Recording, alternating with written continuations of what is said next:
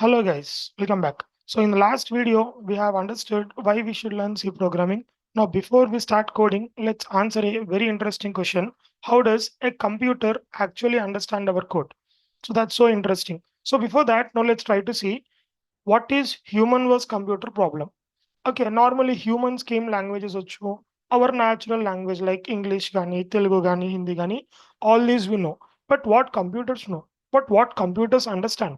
Computers understand something called binary language. But what is exactly binary language? If you want to understand something more detail, we'll see that in the upcoming videos. But at this present, binary అంటే ఏంటి? Base 2. Base 2 అంటే bits. Bits అంటే zeros and ones. Okay, దీన్ని ఏమంటామంటే will call this as machine code. అంటే మనకి English, Telugu, Hindi ఎలా అయితే అర్థమవుతాయో కంప్యూటర్కి ఏం అర్థమవుద్ది? Only machine code. So that only the computer will understand. Okay, no let's try to see something called source code. Source code అంటే ఏంటి? మనం ఏదైతే రాస్తామో దాన్ని మనం సోర్స్ కోడ్ అంటాం. But basically what we write. Okay, let's say if I want to write some C program, ఏం రాస్తాం? Let's say printf hello world. So at present printf అంటే ఒకటి మనకి అవుట్పుట్ డిస్ప్లే చేయడానికి యూజ్ చేసుకుని అర్థం చేసుకోండి.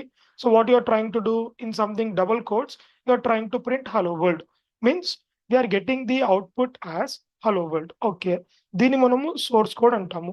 But the computer cannot directly understand this. Okay, మరి ఏం చేయాలి? మనం రాసే సోర్స్ కోడ్ ని కంప్యూటర్ కి అర్థం కావాలంటే we need to convert this source code. So here comes the hero called compiler. Okay, so what does this compiler do? So compiler ante what you understand is it is just like a translator. Okay, so translator and normally basically from one language, so with the convert to other language, right? Here it is acting like a translator. So what does this do?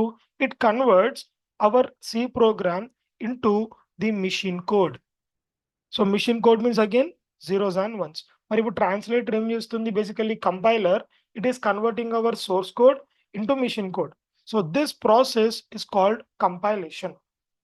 Okay, so basically ఏమవుతుందంటే మనం రాసే code, okay, source code basically మనం ఇది ఏ format లో రాస్తామంటే dot C format లో రాస్తాం.